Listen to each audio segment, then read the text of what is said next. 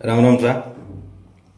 अब आज एक सोशल मीडिया में ते वीडियो चल रही है, तो सबों पहले तो वीडियो आप शेयर करो, हर आदमी तक शेयर करो। जगह लोग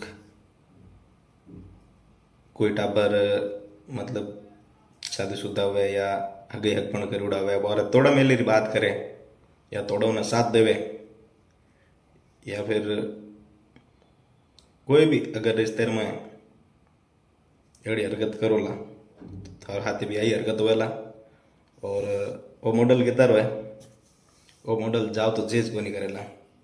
बे क्या नहीं कि 10 लाख ने 11 लाख ने दंड भर देवान, यूं कर देवान। बे देखो कि किन्नी तो पे प्यार हुए और किन्नी इज्जत प्यार हुए। तो सावधान हो जाओ, सतर्क हो जाओ। राम राम। Video share.